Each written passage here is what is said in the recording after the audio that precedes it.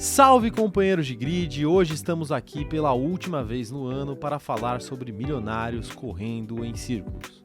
Pois é, o GP de Abu Dhabi chegou para desligar os aparelhos dessa temporada que já tinha morrido nos nossos corações há muito tempo. Então, antes da gente começar com o que importa de verdade, aproveita, se inscreve no canal, ativa o sininho, deixa o like, me segue todas as redes sociais do Cronômetro Zerado e tudo mais que você já sabe o que você tem que fazer. Se você não fez ainda é porque você é preguiçoso e eu sei que você não é preguiçoso. Você não vai deixar eu te chamar de preguiçoso. Então ativa esse sininho aí e deixa o like, é o principal. E se inscreve. E me segue também. E segue o Cronômetro Zerado. Vocês sabem muito bem que Abu Dhabi é um lugar muito marcante para o esporte.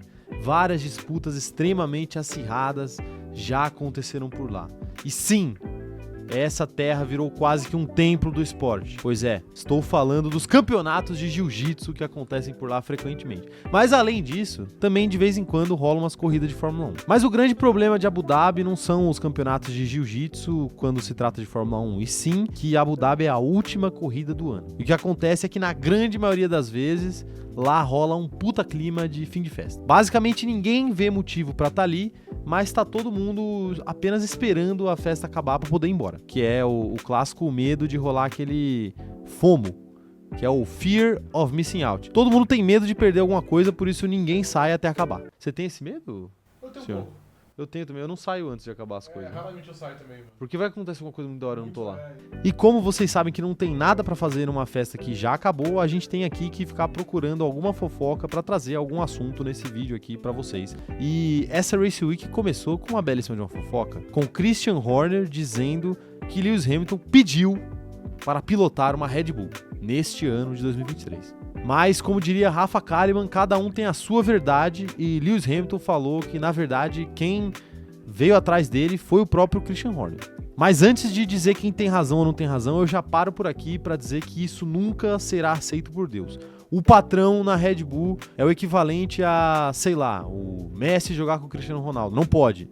São dois rivais. Eles têm que permanecer como rivais pela ordem natural das coisas. Simplesmente não combina. Fora que eu não consigo imaginar o Hamilton chegando em alguém. Eu só consigo imaginar as pessoas chegando no Hamilton, porque ele é muito bonito pra ter que chegar em alguém. Mas, de qualquer jeito, essa história de Hamilton na Red Bull nem é mais possível, porque o Hamilton já renovou o contrato dele com a Mercedes, tá de contratinho pronto na Fórmula 1. E o fato é que muita gente adoraria ter um contrato na Fórmula 1. E falando nisso, por coincidência, o GP de Abu Dhabi foi o lugar onde o maior número de desesperados por emprego procuraram se estabelecer na categoria de automobilismo mais disputada da face da Terra. Isso porque simplesmente quase que metade do grid do Treino Livre 1 foi formado por jovens talentos das categorias de base, do ápice do automobilismo. E por que isso aconteceu, você me pergunta? Bom, porque assim como você faz ou fazia na sua época de escola, todas as equipes do grid deixaram o dever de casa para o último momento possível. Se você não se lembra, a Fórmula 1 desde o ano passado tem uma regra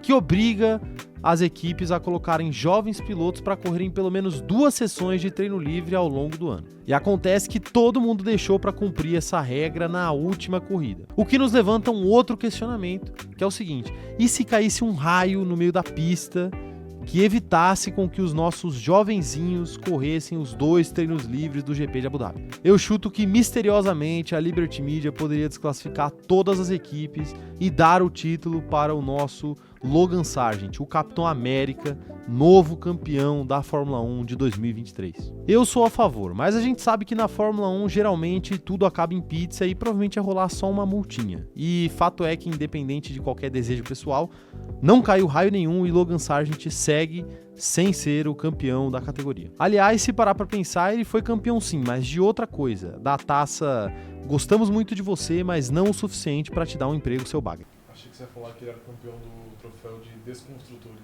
Pode ser também, ele também tem esse mérito, vale dizer. As declarações recentes do James Vowles, o chefe da Williams, fazem parecer com que a situação do Logan Sargent seja exatamente quando você tenta arrumar um amigo feio pra alguém. Pô, mas ele é bonito? Então, ele é tão gente boa.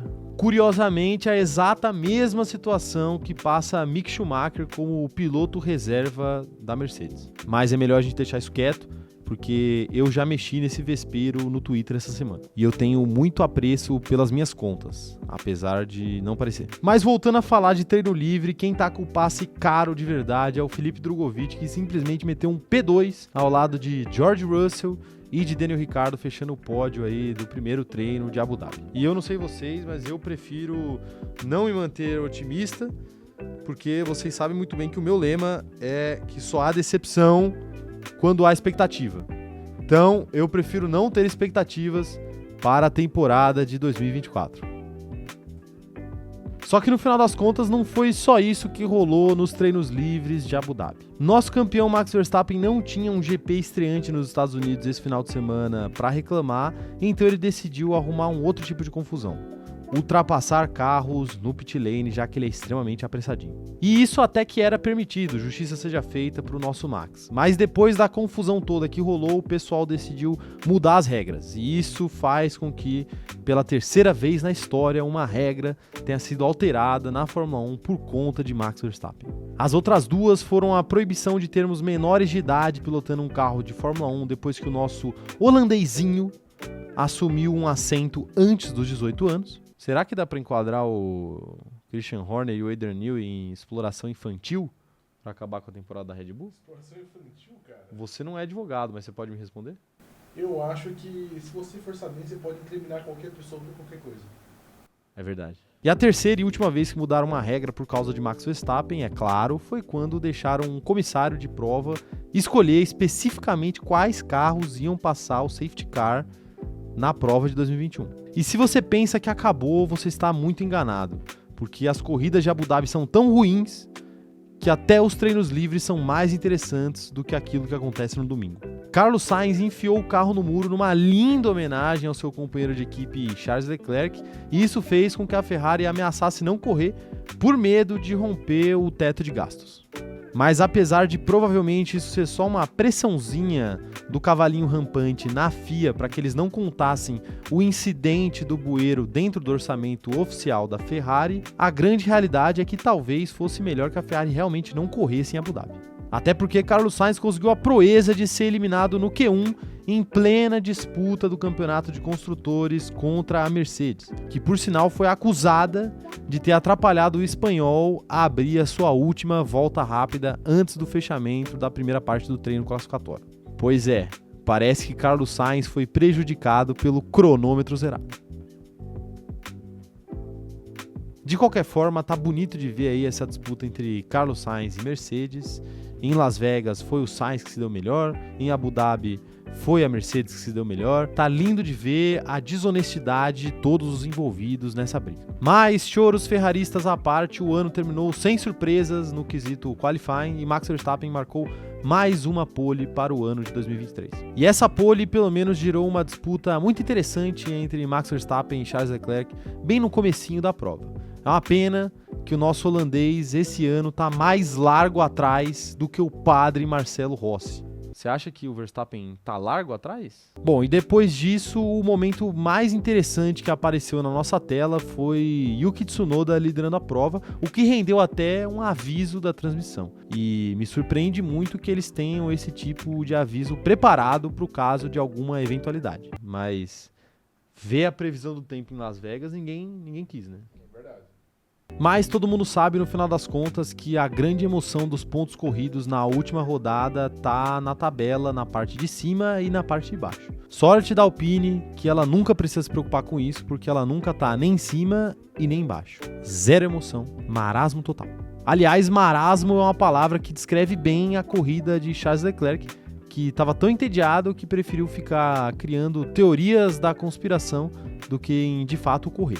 E ele ainda botou as suas loucuras do rádio à prova, deixando um carro da Red Bull passar para ver se ele conseguia garantir o P2 do campeonato de construtores para a Ferrari em cima da Mercedes. Qual que era a estratégia do Leclerc, para quem não entendeu o que ele queria fazer? O Pérez tinha uma punição de 5 segundos. Se o Pérez terminasse na frente do Russell e o Leclerc terminasse em P2, a Ferrari ia ser P2 do campeonato de construtores. Agora, se o Pérez terminasse atrás do Russell, aí a Ferrari ia ficar atrás da Mercedes. Então qual que era a ideia do Leclerc? Eu deixo o Pérez passar e eu deixo o Pérez abrir 5 segundos pro Russell, mas não deixo ele abrir 5 segundos pra mim. Exato. Aí quando os 5 segundos forem tirados do Pérez, o Leclerc volta a CP2 e o Pérez continua Fica entre ele e o Russell. continua a CP3. Só que isso pra mim não é coincidência se a gente lembrar que um outro boato que rolou durante a semana de corrida foi que Charles Leclerc estaria fazendo a sua última corrida pela Ferrari porque estava prestes a se mudar para a Red Bull no ano que vem. E pra mim tudo isso foi só uma estratégia elaborada pelo Monegato para provar pro Christian Horner que ele é muito capaz de deixar uma Red Bull passar. Algo que ele faria com frequência caso se tornasse aí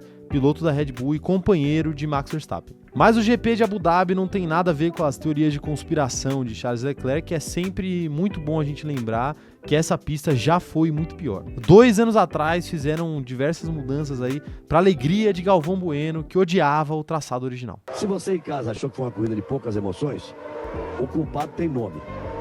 Vou achar o nome dele aqui. Chama Hermann Tilke, que é o projetista dessa pista. Fez 2 grandes retas e entre elas uma pista de kart para escorrer de Fórmula 1. Não pode fazer uma pista que todas as curvas sejam de segunda e terceira marcha. De lá pra cá, a única coisa que se manteve igual é que essa é uma corrida de muita luz e belíssimos fogos de artifício. Ou seja, é uma corrida extremamente aesthetic. Mas deixando isso de lado, no final das contas, Max Verstappen liderou mais de 1000 voltas durante o ano, então não seria nesse GP que ele não iria liderar a prova quase que inteira. Ele ainda terminou fazendo os tradicionais zerinhos, lembrando muito aí o maior drifter do Brasil, o atleta Fiuk. Aliás, é sempre bom ratificar que o Fiuk conseguiria fazer esses zerinhos que Max Verstappen está fazendo, mas Max Verstappen jamais conseguiria um pódio em um BBB que contasse com figuras como Juliette e Gil do Vigor. E falando em zerinho, o segundo colocado, Charles Leclerc, nem zerinho pôde fazer porque não deixaram. Praticamente institucionalizaram o na volta a gente compra dentro da Ferrari. Try do some burnouts, okay? No burnouts, please. No burnouts to the grid. E isso é um problema da Ferrari, porque problema é o que não aconteceu lá pelos lados da equipe de energético, que merece todos os parabéns, porque ganhou todas as corridas, menos uma. Lembrando muito aí a campanha do Botafogo no segundo turno, só que ao contrário.